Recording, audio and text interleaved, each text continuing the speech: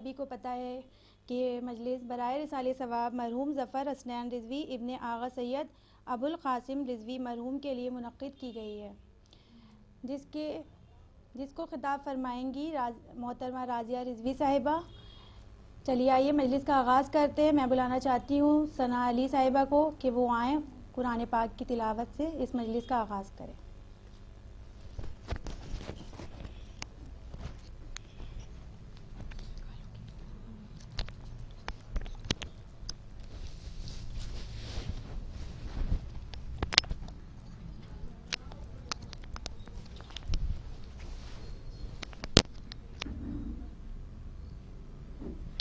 أعوذ بالله من الشيطان الرجيم.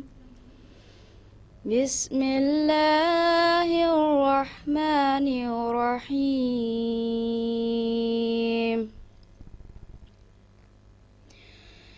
اقرأ باسم ربك الذي خلق الإنسان من علق. اقرأ وربك الأكرم الذي علم بالقلم علم الإنسان ما لم يعلم.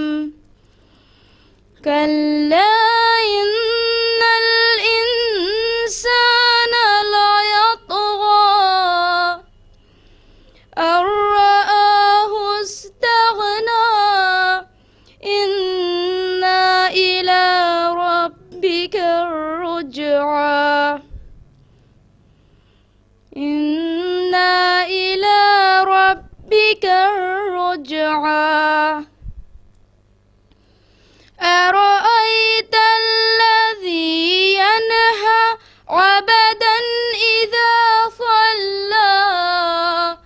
أرأيت إن كان على الهدى أو أمر بالتقوى. أرأيت إن كذب وتولى. ألم يعلم بأن الله يرى.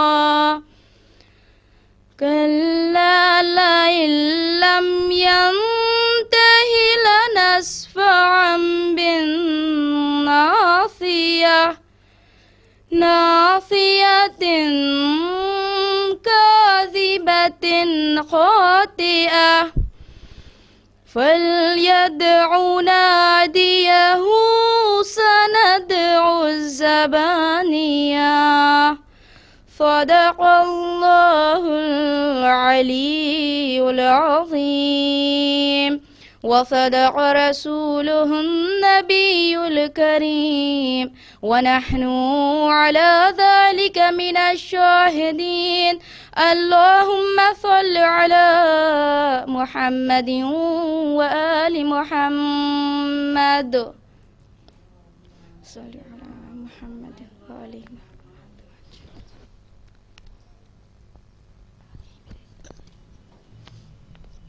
اب میں گزارش کرنا چاہتی ہوں تنویر فاطمہ صاحبہ کو کہ وہ آئیں سوز اور مرثیہ خوانی کے فرائض کو انجام دیں۔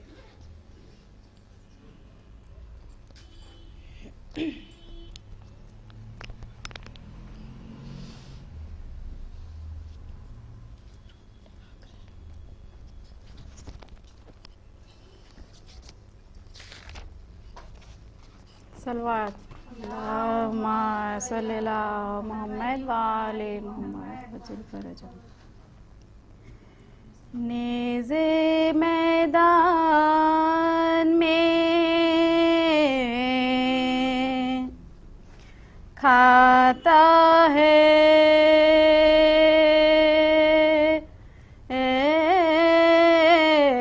علمدار حسین. گھر کو لڑتا ہوا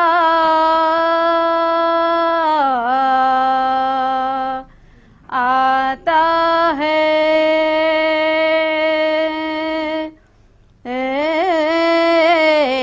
علمدار حسین،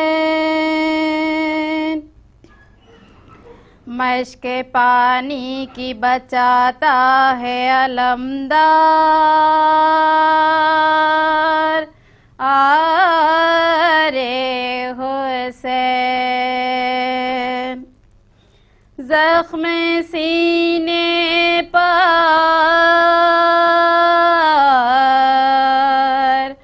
کھاتا ہے اے علمدار حسین، تیغ کھینچے ہوئے ہے ستمگاروں کے، شیر سائے میں چلا آتا ہے تلواروں کے، نیزے میدان میں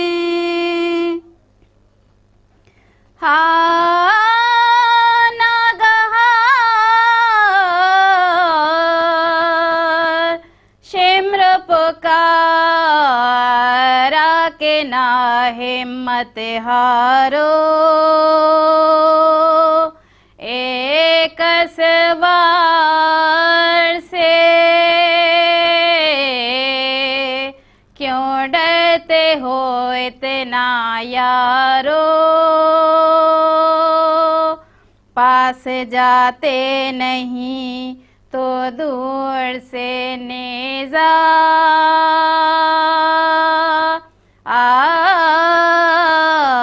مارو، پیچھے پیچھے نہ ہٹو سامنے سے للکارو، بوجھ بھاری لیے سقائے حرم جاتا ہے، مفت میں ہاتھوں سے ایک سبز علم جاتا ہے، نیزے میدان میں۔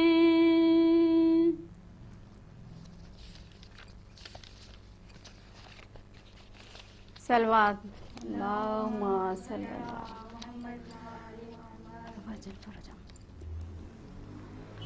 قاسم جو فدیہ شہ ابرار ہو گئے، قاسم جو فدیہ شہ ابرار ہو گئے، حضرت بھتیجی کے لیے خوبار ہو گئے، ام البنی کے لٹنے کے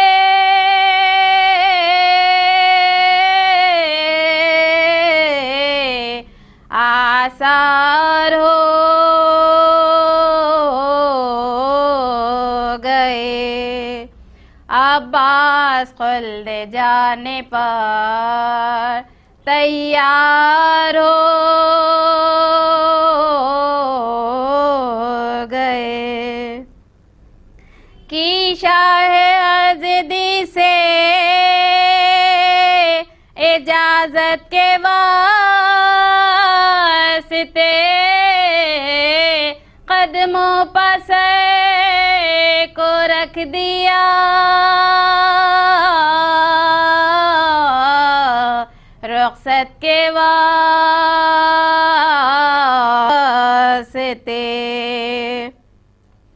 لاچار ہو کے بھائی سے بولے شہ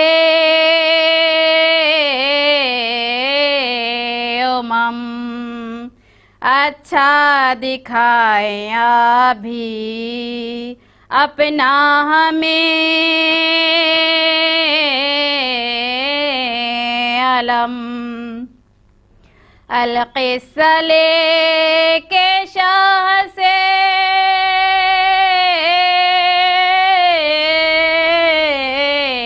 رخصت وہ ذی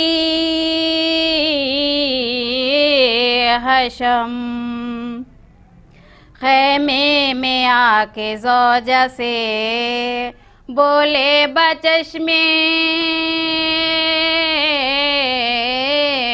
ہے نم، لو الوداع جاتے ہیں اب گھر نہ آئیں گے، لو میری بخش دو ہمیں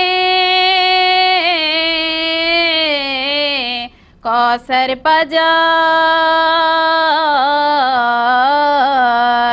گے، وہ بولیں جب سنوں گی ہوئے شہ تم فدا، خود مہر بخش دوں گی میں آفت کے مبتلا،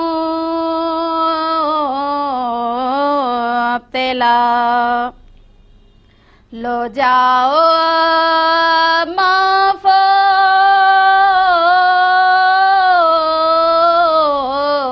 میرا کہا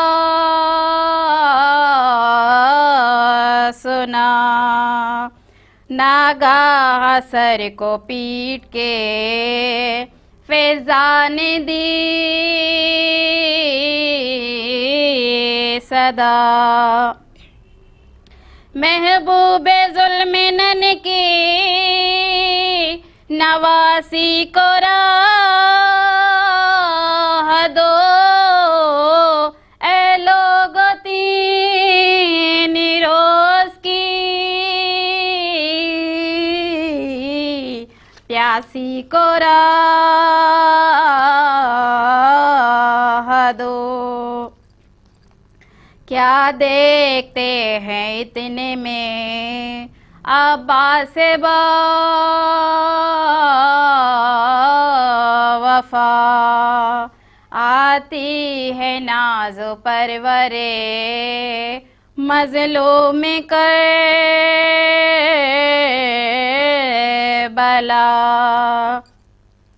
مشکیزہ کھینچتی ہوئی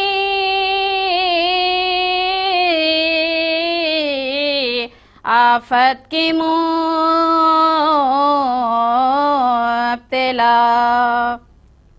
آنکھوں میں حلقے پیاس سے لغزش میں دستو پا، زردی و فور غم کے رخ نازنی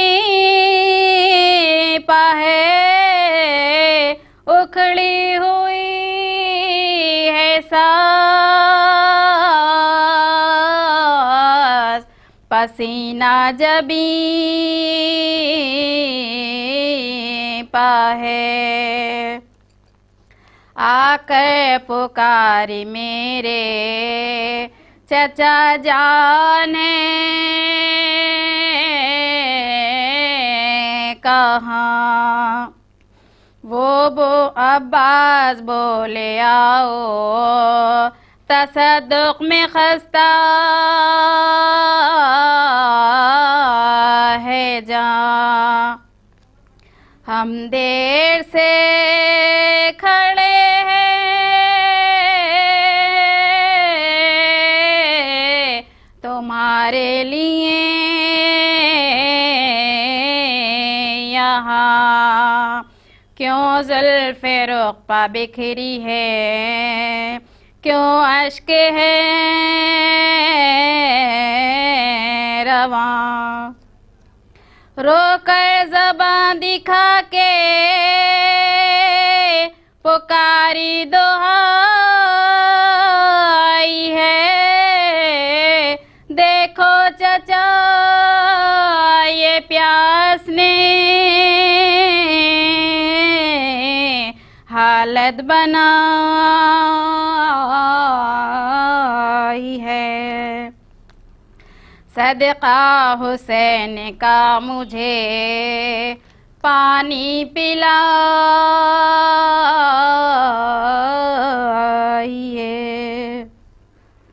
اس وقت شان ساقیے کوثر دکھائیے،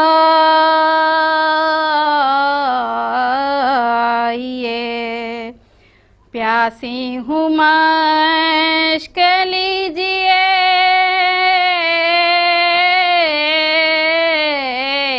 دریا پجائیے،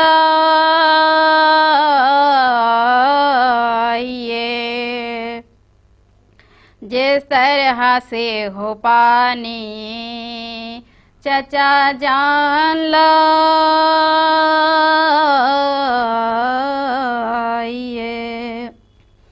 پر شرط ہے کہ نہر سے آگے نہ جائیو، صدقے بھتیجی اچھے چچا جلدی آئیو، پیاسی سے مشک لے کر دلاور نے رو دیا، دکھلا کے ہوٹ شاہ کی دختر نے رو دیا، کوثر پرو ہے ساقیے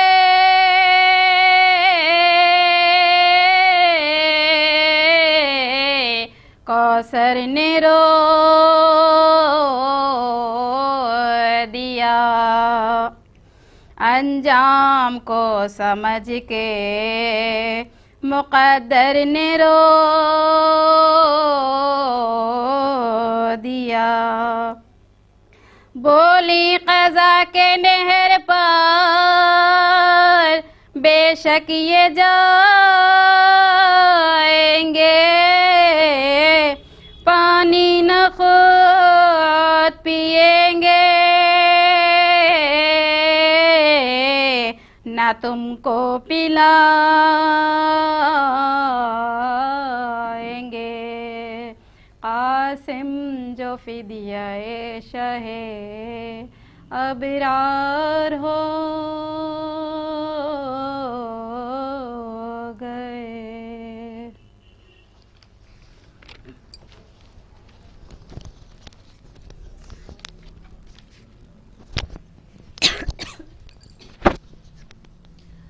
اب میں گزارش کرنا چاہتی ہوں محترمہ راضیہ رضوی صاحبہ سے کہ وہ آئیں اور مجلس کو خطاب فرمائیں۔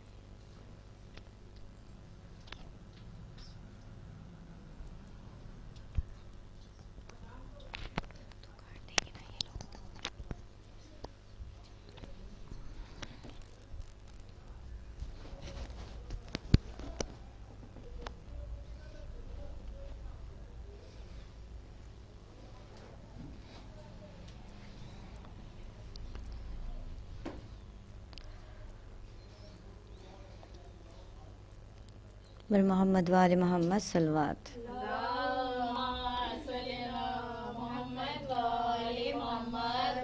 علی و اولاد علی بلندتر صلوات۔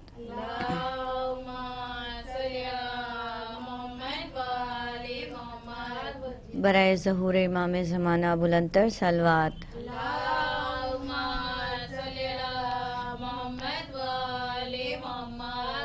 برائے تشریف آوری شہزادی زہرا بلند سے بلندتر صلوات۔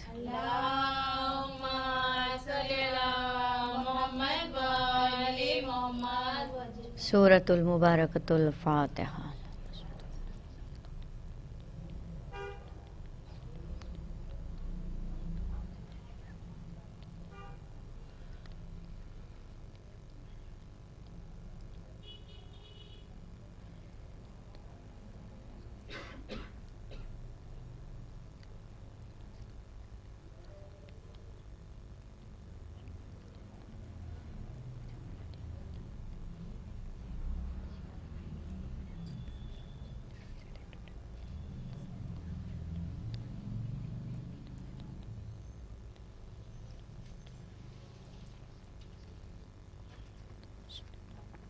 آپ لوگ ایک سورہ فاتحہ پڑھ دیں ظفر حسن رضوی سید ابوالقاسم رضوی کے نام پہ. بسم اللہ.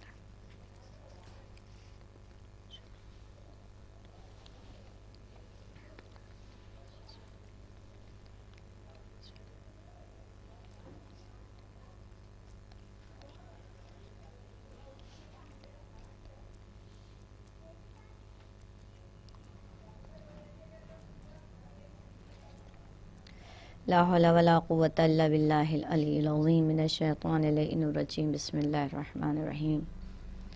الحمد للہ الذی لا یبلغ مدحتہ القائلون ولا یعصینا معہ العادون ولا یؤدی حقہ المجتہدون الذی لا یدرکہ بعد الحمم ولا ینالہ غوث الفتن الذی لیس لصفتہ حد محدود ولا نعت موجود ولا اجل ممدود فطر القلائق بقدرته ونشر الرياح برحمته والصلاة والسلام على خير خلقه واشرف بريته وافضل سفرائه وخاتم انبيائه على عبد المعيد رسول المسدد المصطفى الامجد حبيبه منتقب ابي القاسم محمد.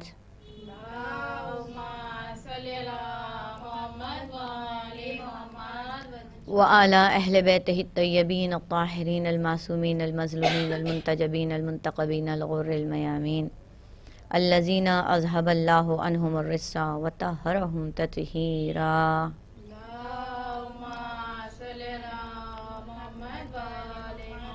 ولعنة الله على أعدائهم وقتلتهم وغاصبي حقوقهم ومنكر فضائلهم وولايتهم وطهارتهم وشجاعتهم أجمعين. اما بعد فقد قال اللہ سبحانہ تبارک و تعالی فی کتابہ المجید وہو اصدق الصادقین. بسم اللہ الرحمن الرحیم. تبارک الذی بیدہ الملک وہو علی کل شیء قدیر الذی خلق الموت والحیات لیبلوکم ایکم احسن عملا. صلوات پڑھے محمد و آل محمد. حاضرین مجلس، سامعین گرامی، تمام حمد و ثنا اس وحدہ لا شریک کے لیے ہے جو ہمارا مالک ہے، اور تمام شکریہ ہماری شہزادی زہرا سلام اللہ علیہا کے لیے کہ شہزادی زہرا کا کرم ہے، احسان ہے کہ ہمیں اپنی دعاؤں میں شامل کیا.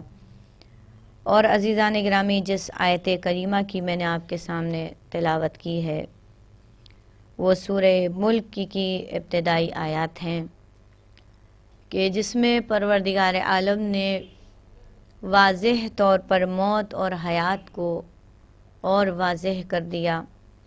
پروردگار عالم ارشاد فرماتا ہے کہ تبارک الذی بیدہ الملک، تمام ملک سب اللہ کے ہاتھ میں. الذی خلق الموت والحیات، کہ یہ موت اور یہ حیات اللہ نے کے ہی ذریعے ہے، یعنی موت اور حیات دونوں کا اختیار پروردگار عالم کے ہاتھ میں ہی ہے. لیبلوکم ایکم، تاکہ احسن و عملہ، کہ تم کو آزما سکے کہ تم میں سے کون ایسے ہیں کہ جو اچھے اعمال کرنے والے. دیکھیے یہ ایک موت کی مجلس ہے، یعنی کہ ایک سال ثواب کی مجلس ہے جن کا بھی آپ نے سورہ فاتحہ پڑھا ہے. تو موت اور حیات کیا ہے؟ ایک موت کیا ہے اور حیات کیا ہے؟ ہر چیز جتنی بھی اللہ نے دنیا میں خلق کی ہیں، کہیں نہ کہیں اگر ہم دیکھتے ہیں تو ان کے دو پہلو ضرور ہوتے ہیں. ہر حالت میں دو پہلو ہوتے ہیں. دو پہلو میں ایک ظاہر ہوتا ہے اور ایک باطن ہوتا ہے. جو ظاہر ہے وہ ہمارے اور آپ کے سامنے نظر آتا ہے، یعنی ان آنکھوں سے نظر آتا ہے. لیکن جو باطن ہے وہ ہمیں نظر نہیں آتا ہے. اور ہر چیز کا ایک ظاہر ہے، ایک باطن ہے. مثال کے طور پر کہ آپ جس چیز کو بھی دیکھ لیں، اگر آپ دنیا کی کسی بھی چیز کو دیکھ لیں تو اس کا ایک ظاہر ہوتا ہے. مثال کے طور پہ میں آپ کو مثال دوں کہ جیسے دنیا میں کھانے پینے کی چیزیں ہیں، آپ دیکھیں گے تو الگ ہے لیکن اس کی خاصیت الگ ہوتی ہے. اسی طریقے سے بھئی ظاہر پھول ہے لیکن باطن کیا ہے؟ اس کی خوشبو ہے. ہر چیز کا ایک ظاہر ایک باطن ہے. تو اسی طریقے سے ہر چیز کا، جیسے نماز ہے، اب آپ نماز کا ایک ظاہر ہے. نماز کا ظاہر کیا ہے؟ آپ نے سجدہ کیا، رکوع میں گئیں، قیام میں کھڑی ہوئی، قنوت میں. تو یہ جو ترتیب ہے یہ ایک ظاہر ہے. لیکن نماز کا باطن کیا ہے؟ نماز کا باطن یہ ہے کہ الصلاۃ معراج المومن، وہ آپ کھڑے یہاں ہیں لیکن آپ کو لے کے کہاں جا رہا ہے؟ معراج میں۔ اور جو اس کا ثواب ہے، جو اس کے فوائد ہیں، جو فائدے ہیں، جو دنیاوی فائدے ہیں، جو اخروی فائدے ہیں، وہ پنہا ہیں، لیکن ہیں تو ایک ظاہر ہے ایک باطن۔ ایسے ہی روزے کا ایک ظاہر ہے، جو ظاہری طور پر آپ نے روزہ رکھا، دن بھر کھانا نہیں کھایا، لیکن اس کا بہت سارے دنیاوی امور سے بھی اس کے بہت فائدے ہیں، اور اخروی حساب سے تو ہیں ہی، بہرحال اللہ کا حکم ہے۔ تو ایک ظاہر ایک باطن ہے۔ تو اسی طریقے سے موت کا اور حیات کا بھی ایک ظاہر ہے ایک باطن ہے۔ تو جو حیات ہے اس کا ظاہر کیا ہے؟ اس کے ظاہر کو کہا گیا، کسی شاعر نے کہا کہ زندگی کیا ہے عناصر میں ظہور و ترتیب، موت کیا ہے انہی اجزاء کا پریشان ہونا۔ تو یہ ایک زندگی ہے جو ہمیں ظاہری طور پر دکھ رہی ہے، ایک زندگی وہ ہے، لیکن ایک زندگی میرے ساتھ ساتھ چل رہی ہے جو ہمیں نظر نہیں آ رہی ہے، جس کو ہم کہتے ہیں کہ جو روح ہے ہماری ساتھ ساتھ چل رہی ہے، ہمیں نظر نہیں آ رہی ہے۔ تو زندگی کا بھی ایک ظاہر ہے ایک باطن۔ اگر میں اب زندگی کی طرف جاؤں گی تو بات زندگی کی طرف چلی جائے گی، لیکن جو کہ مجھے موت کا تذکرہ کرنا ہے اس لیے میں موت کی طرف آتی ہوں کہ اب موت کا بھی ایک ظاہر ہے اور ایک باطن ہے۔ تو یہ موت کا ظاہر کیا ہے اور موت کا باطن کیا ہے؟ تو ظاہر موت کا یہ ہے کہ آپ نے دیکھا کہ انسان کو موت آ گئی، یعنی کہ وہ انتقال کر گیا، اسے موت آ گئی۔ ظاہر یہ ہے کہ غائب ہو گیا۔ اگر ہم بالکل سادے سے الفاظوں میں اپنے لفظوں میں کہیں، ظاہر کیا ہے موت کا؟ ظاہر موت کا یہ ہے کہ وہ غائب ہو گیا، اب وہ ہم کو نظر نہیں آ رہا ہے، اب وہ ہمیشہ کے لیے ہم سے بچھڑ گیا، اور ہم نے جا کے اپنے عزیز و اقربا کو اپنے ہی ہاتھوں سے لوگوں نے جا کر اس کو دفن کر دیا۔ یہ ایک ظاہر ہے، لیکن اس کا باطن کیا ہے؟ موت کا باطن کیا ہے؟ موت کا باطن یہ ہے کہ اب موت کے بعد موت کا باطن یہ ہے، ظاہر سمجھ میں آ گیا نا آپ کو کہ ظاہر کیا ہے؟ ظاہر غائب ہو جانا ہے، کہ غائب ہو گیا، اب دکھ نہیں رہا ہے، یہ ظاہر ہے موت کا ظاہر ہونا۔ لیکن اب موت کا باطن کیا ہے؟ جو نظر نہیں آ رہا ہے، جو دکھ نہیں رہا ہے، وہ یہ ہے کہ موت کا باطن کہ اب وہ انسان چلا گیا۔ لیکن میں نے کہا دو پہلو ہیں موت کا، اگر آپ بات کو میری سمجھ جائیں بآسانی تو آگے کی تقریر بھی سب سمجھ میں آ جائے گی۔ موت کا ظاہر کیا ہے؟ موت کا ظاہر غائب ہو جانا ہے، اور موت کا باطن کیا ہے؟ موت کا باطن یہ ہے جاویدانی ہو جانا، یعنی ایسی زندگی کی طرف چلے جانا کہ جہاں کے بعد اب موت نہیں ہے، جہاں اب کبھی موت نہیں ہے۔ اب ڈیپینڈ کرتا ہے کہ موت کے بعد، اس غائب ہونے جانے کے بعد، دنیا کی غیبت کے بعد جو اب یہ سفر جو اب شروع ہو رہا ہے، یہ دو طرف جا رہا ہے۔ اس کا باطن کیا ہے کہ اب جو جا رہا ہے یہ زندگی اس کو مل رہی ہے، زندگی ایسی جاویدانی کہ اب اس کو کبھی موت نہیں آنی ہے، اب اس کو کبھی مرنا نہیں ہے، اب اس کو کبھی فوت نہیں ہونا ہے۔ اب جب فوت نہیں ہونا ہے تو یہ دو راستے بنتے ہیں۔ ایک راستہ بن رہا ہے کہ وہ بندہ کدھر جا رہا ہے، اس کے دو راستے ہیں تو تین، لیکن میں دو کا تذکرہ کر رہی ہوں۔ ایک تذکرہ یہ ہے کہ اب وہ چلا زندگی کی طرف جو جاویدانی ہے، اگر اس کے اچھے اعمال ہیں، نیک اعمال ہیں، کچھ دنیا سے کما کے گیا ہے، تو اب اس کا رخ کدھر مڑے گا؟ اس کا رخ مڑتا ہے جنت کی طرف، اچھی جگہ، جنت کے باغات ہیں، حوریں ہیں، بہشت ہیں، اور جنت کے تمام قصر ہیں، یعنی کہ محل ہیں۔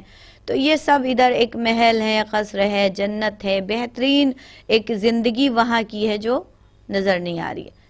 تو اب یہاں پہ زندگی میں کیا ہوتا ہے؟ اگر ہم نے محل تیار کیا، ہم نے بہت اچھا سا گھر تیار کیا، بہت زیادہ دولت ہمارے پاس ہے، سب کچھ ہے، لیکن ہم کو چھوڑ کر جانا ہے، سب کچھ یہاں رہ جائے گا، بس وہاں جانا ہے، لیکن وہاں یہ خوف نہیں، وہاں یہ خوف نہیں کہ میرے یہ چیز چھوٹ جائے گی، یہ میرا محل چھوٹ جائے گا، میرا قصر چھوٹ جائے گا، یا میرا جنت کے باغات اب کوئی لے لے گا، نہیں۔ اب وہاں پہ ایک زندگی ایسی چلے گی جہاں سے کوئی اب موت نہیں، اب وہاں کوئی موت، اب موت آنی ہی نہیں ہے۔ ادھر موت تھی لیکن ادھر موت نہیں ہے، یہی اس کا باطن ہے۔ موت کا جو باطن ہے وہ یہی ہے کہ اس کو اب موت نہیں۔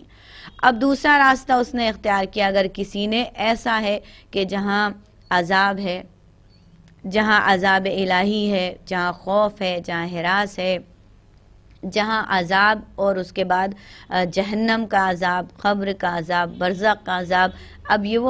اب اس کا چاہے وہ عذاب میں ہے تو اب اس کا عذاب کبھی ختم ہونے والوں میں سے نہیں ہے. کہا کہ اب یہ عذاب، اب اس کو موت نہیں آنی، یعنی تکلیف ہوگی.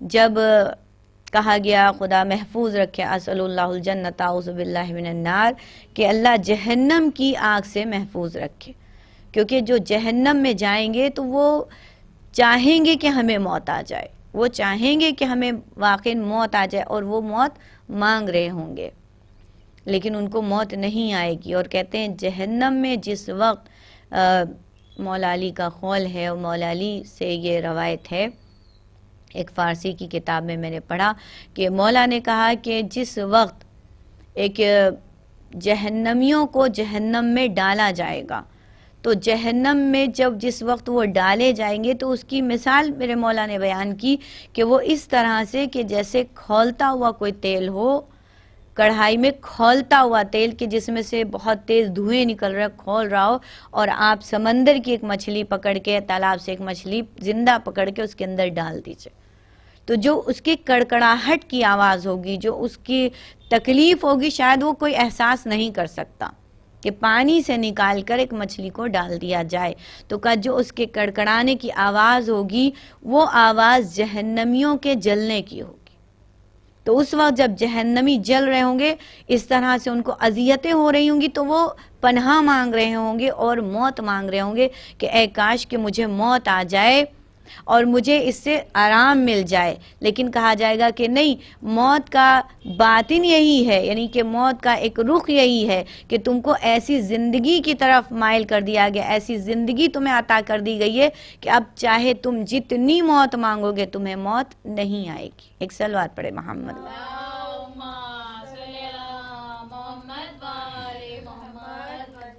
بس عزیزان گرامی، اب میں اپنے اس بیان کو، اگر آپ کو ظاہر موت کا اور باطن سمجھ میں آ گیا ہو تو میں اب آپ کو یہاں پہ لے چلتی ہوں تھوڑی دیر واپس. اب یہ موت کا ظاہر کیا ہے اور موت کا باطن کیا ہے آپ کو سمجھ میں آ گیا ہوگا. اب میں واپس لاتی ہوں. یہ دونوں راستے، انہی دونوں راستوں کے لیے کہا گیا لا اکراہ فی الدین، کوئی جبر نہیں. تم جو سا راستہ اختیار کرو، جو سا راستہ تم پسند کرو اپنے لیے. اب تم چاہے اپنے لیے ایک ایسا راستہ پسند کرو کہ جہاں سکون ہے، اطمینان ہے، جنت کے باغات ہیں، جنت ہیں، نہریں ہیں، غلمان ہیں، حوریں ہیں. اب چاہے تم یہ راستہ اختیار کرو. اب جو یہ راستہ اختیار کرو گے وہ رہے گا اللہ جانے کب تک، تا ابد، اللہ عالم، وہ جانے، ہم نہیں جان سکتے. اسی طریقے سے اگر تم نے وہ راستہ اختیار کیا ہے کہ جو جہنم کا راستہ ہے، عذاب کا راستہ ہے، تو وہ بھی تمہارا اختیار ہے، تم نے جو پسند کیا ہو. اب تم نے وہی پسند کیا تو وہی صحیح، اب تم اسی راستے پہ چلنا. اسی لیے قرآن نے بہترین سورہ ہے، اور بہترین سورے میں پوری زندگی انسان کی موت اور حیات کو نچوڑ کے رکھ دیا ہے سورے میں، کہ پروردگار عالم کہتا ہے بسم اللہ الرحمن الرحیم والعصر ان الانسان لفی خسر الا الذین آمنوا وعملوا الصالحات وتواصوا بالحق وتواصوا بالصبر. اگر آپ اس کو بدقت پڑھیں تو بالکل واضح ہے، عصر کی قسم، ہر انسان نقصان میں. یہ ہر انسان کا نقصان کا پہلا کلمہ ہی بتا رہا ہے، والعصر ان الانسان لفی خسر، کہ عصر کی قسم ہر انسان خسارے میں ہے، نقصان میں. یہ الا الذین، اللہ کا لفظ جہاں پر آ جائے وہ الگ کر دیتا ہے، اللہ الگ کر دیتا ہے. جیسے جب اللہ آ جائے تو لفظ الگ ہو جائیں گے، نوعیت تھوڑی سی چینج ہو جائے گی، الگ ہو جائے گی. تو اب یہاں پر اللہ نے الگ کر دیا راستہ. کیا کر دیا؟ الا الذین آمنوا، پہلے خسارے کا وقت لفظ آیا، والعصر ان الانسان لفی خسر، یعنی ہر انسان خسارے میں ہے. آپ نے دیکھا ہوگا کبھی کبھی جو بچے بورڈز کے ایگزام دیتے ہیں تو کبھی ایسا ہوتا ہے کہ رزلٹ بہت اچھے نہیں آتے، اکثریت جو ہے وہ خراب ان کے نمبر ہوتے ہیں اور اکثریت فیلئر کی ہوتی ہے. تو آپ اس وقت کیا کرتے ہیں کہ اب کی کا رزلٹ اچھا نہیں کیا، کیونکہ اکثریت جو ہے وہ اچھے مارکس اس کو نہیں ملے، تو آپ نے کیا کہا، اپنے لفظوں میں سمجھا دوں کہ اب کی کا رزلٹ اچھا نہیں گیا، یعنی پہلے آپ نے کہا کچھ ہی لوگ ایسے تھے جن کو اچھے مارکس ملے، تو یہ کچھ ہی لوگ جو ہیں یہ ہیں الا الذین، اللہ نے ان کو الگ کر دیا، یعنی اکثریت یہ بتایا آپ نے کہ اکثریت ایسی ہے کہ جس کا جو رزلٹ اچھا نہیں گیا، بہت توجہ چاہتی، اکثریت ایسی ہے کہ جن کا رزلٹ اچھا نہیں گیا، الا الذین آمنوا، تو اللہ نے الگ کر دیا۔ میں چاہتی ہوں میرے سامعین تشنا نہ اٹھیں، اس لیے میں چاہتی ہوں کہ اچھی طرح سے بات آپ کے ذہن نشین ہو جائے۔ تو یہاں پر اکثریت کیسی ہے؟ اکثریت خسارے میں ہے، اکثریت نقصان میں ہے۔ نقصان میں کیوں ہے؟ اس لیے نقصان میں ہے کیونکہ اس نے جو راستہ اپنایا ہے، جو اس نے راستہ اپنے لیے پسند کیا ہے، وہ بہت ہی پرخار راستہ ہے اکثریت نے، الا الذین آمنوا، لیکن ان میں سے کچھ ایسے تھے جو ایمان لے کر آئے، جنہوں نے عمل صالح کیا، جنہوں نے جو عمل کرے تھے، وتواصوا بالحق وتواصوا بالصبر، جنہوں نے حق کی پیروی کی اور صبر کیا، یہ کم لوگ تھے۔ اب میں آپ سے سوال کرنا چاہتی ہوں کہ اب آپ یہ بتائیے کہ آپ ان لوگوں میں سے ہیں کہ جو خسارہ اٹھانے والوں میں سے ہیں، کیونکہ اکثریت ہے خسارہ اٹھانے والوں میں سے، اور کیونکہ اللہ کہہ رہا ہے نا وَالْعَصْرِ إِنَّ الْإِنسَانَ لَفِي خُسْرٍ، خسارہ اٹھانے والے میں سے پہلے خسارہ ہو، إِلَّا الَّذِينَ۔ اب بتائیے کہ ہم اور آپ آج اپنے آپ کو میزان میں تولیں اور دیکھیں۔ بس میں نے اپنے بیان کو سمیٹا، میں یہیں تک آپ کو لانا چاہتی تھی کہ اب ہم دیکھیں کہ ہم نے موت کے بعد کی زندگی کو جو پسند کیا ہے، جو ہم چاہتے ہیں کہ ہمیں موت کے بعد کی زندگی ملے، وہ کون سی، ہم نے کون سے اپنے لیے پسند کیا ہے راستہ، یہ ہمیں اور آپ کو خود یہیں ڈیسائیڈ کرنا ہے، یہیں سوچنا ہے۔ یہاں سوچ لیں گے تو ہمارے پاس ابھی وقت ہے، لیکن جب اس راہ پہ کھڑے کر دیے جائیں گے تو وقت بہت میرے پاس نہیں ہوگا، محتاج ہو جائیں گے۔ تو بہرحال آج آپ سوچئے گا کہ ہم نے کون سا راستہ اختیار کیا ہے اور ہم کس راستے پر چل رہے ہیں۔ بس مختصر میں کہہ دوں کہ اگر میں بیان کو سمیٹتے کہ الا الذین آمنوا وعملوا الصالحات وتواصوا بالحق وتواصوا بالصبر، کہا کہ جو حق پہ ہوگا وہی کامیاب ہے، یعنی وہ لوگ کہ جو حق کی پیروی کرتے ہیں، جو صبر کرتے ہیں۔ اب اگر میں یہاں پر حق کو بیان کروں گی تو وقت بہت ہو جائے گا، وقت کے دامن میں اتنی گنجائش نہیں ہے کہ حق کیا ہے۔ علی مال حق، اس کے علاوہ علی حق ہے۔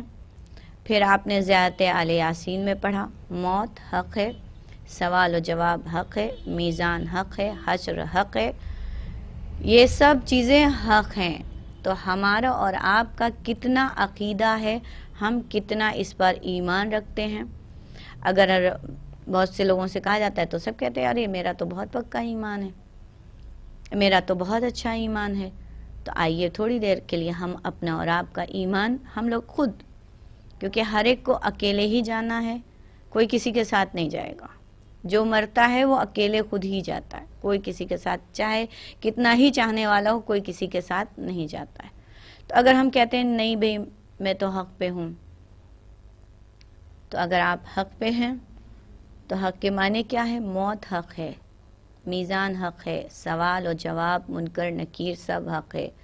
تو حق جیسے موت ہمیں نظر آتی ہے، آپ دیکھیے موت سے کسی کو کوئی انکار ہے؟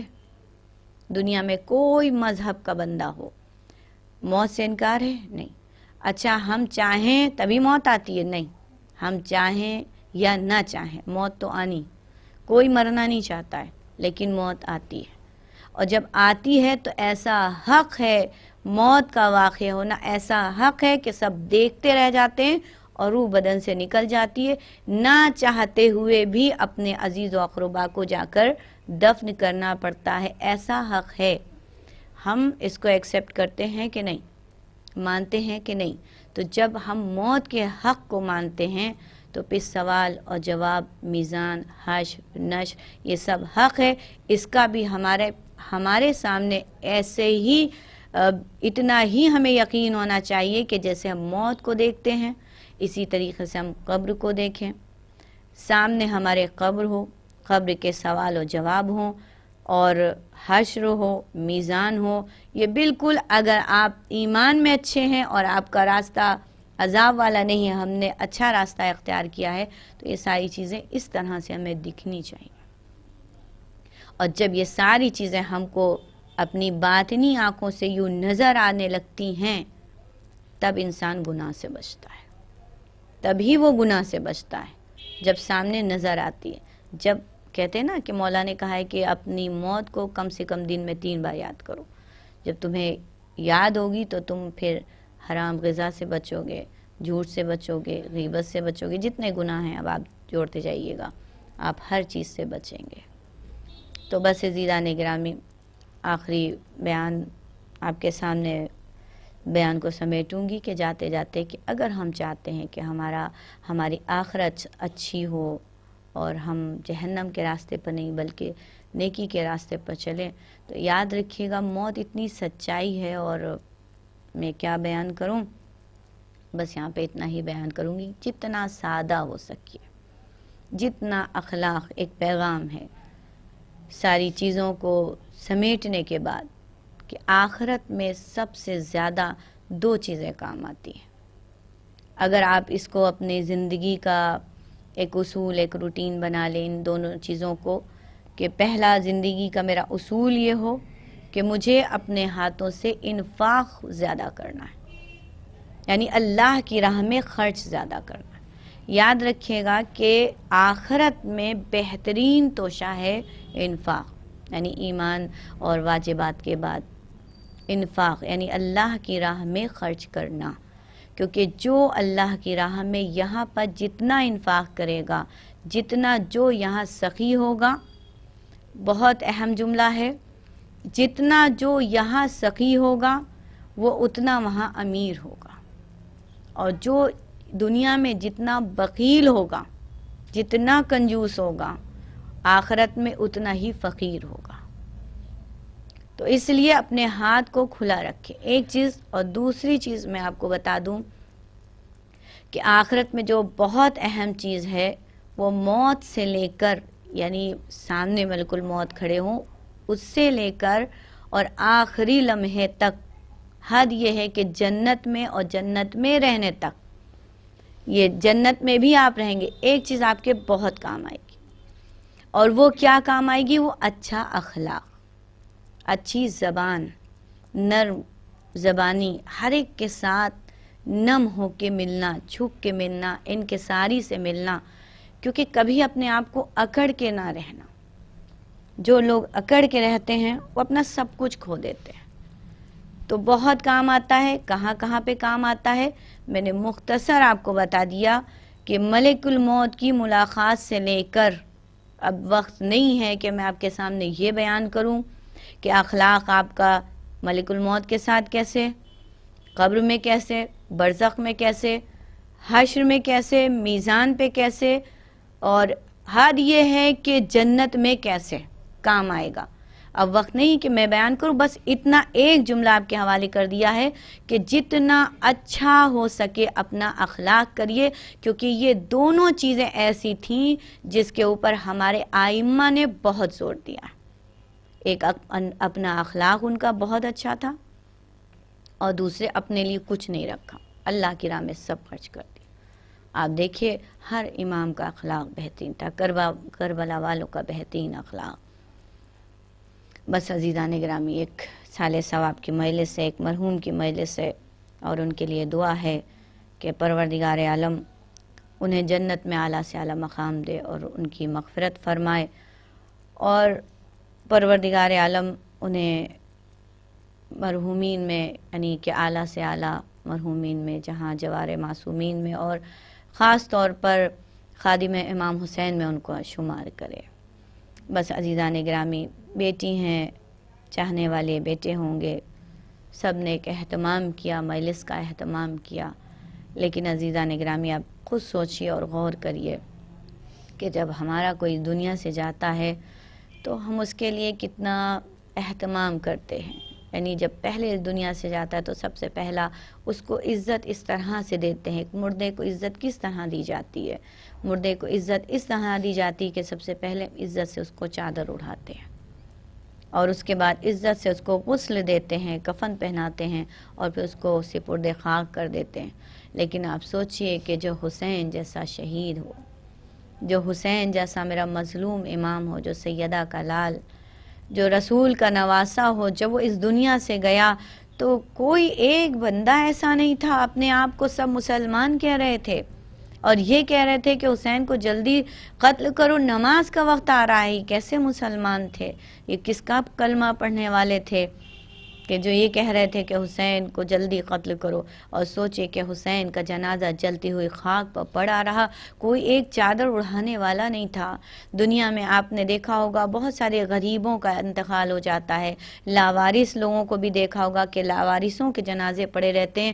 ان کو بھی آپ نے دیکھا ہوگا کہ لاوارث جنازہ, اگر کسی کا راستہ چلتے بھی اگر کوئی حادثہ ہو جاتا ہے اور وہ مر جائے تو فوری طور پر اس کے لاشے پر, اس کے جنازے پر چادر اڑھا دی جاتی ہے.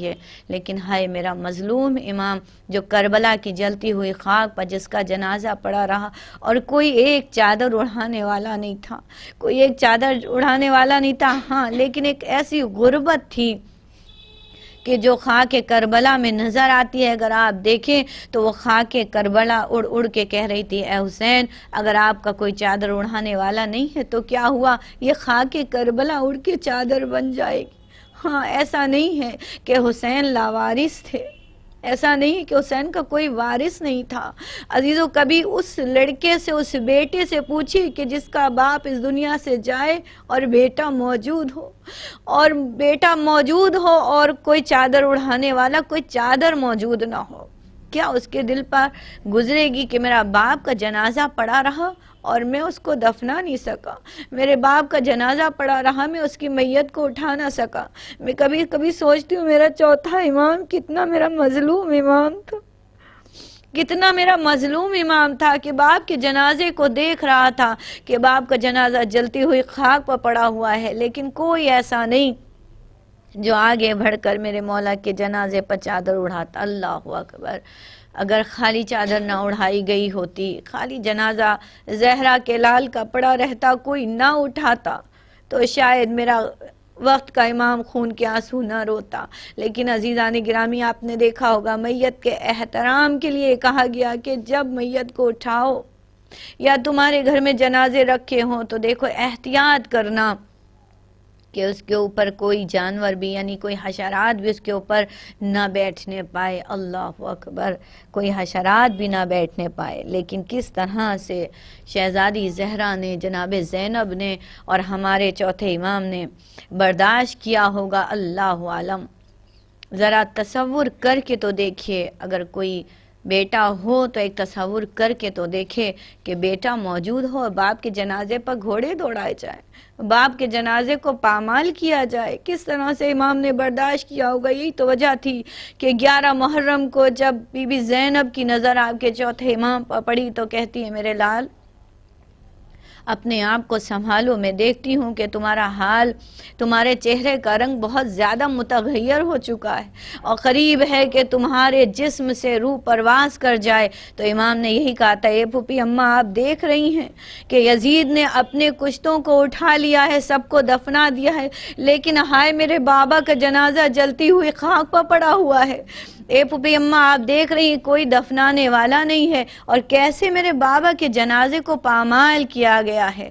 بس عزیزان گرامی, مجلس کو میں نے تمام کیا بس اس دعا کے ساتھ کہ پروردگار عالم جس مرحوم کے مجلس ہے, پروردگار انہیں اپنے جوار میں شہزادی زہرا کے اور امام حسین کے جوار میں جگہ دے.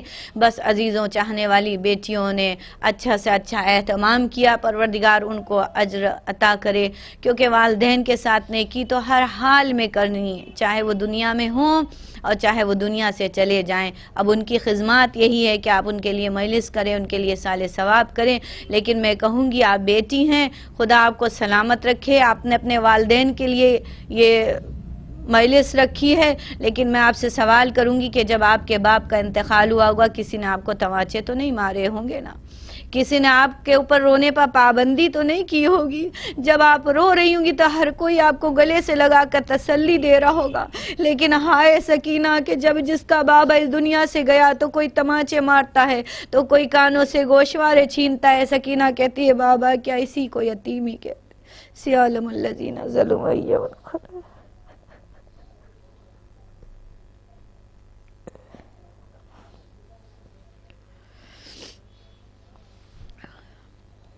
پروردگار سید الشہداء کا واسطہ، سید الانبیاء کا واسطہ، امام زمانہ کی غیبت کا واسطہ، امام حسین کی مظلومی کا واسطہ، پروردگار اس مجلس کو قبول فرما۔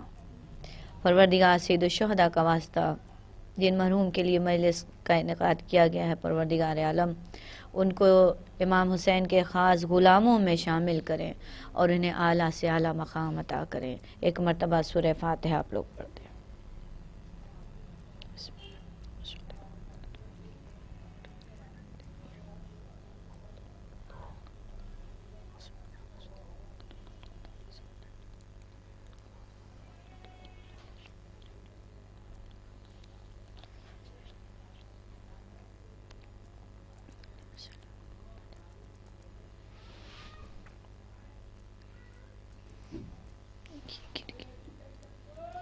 یہ نام ہم نے بتایا نہیں، بعد میں بتا دینا ہے، نیچے ہی ڈال دینا ہے۔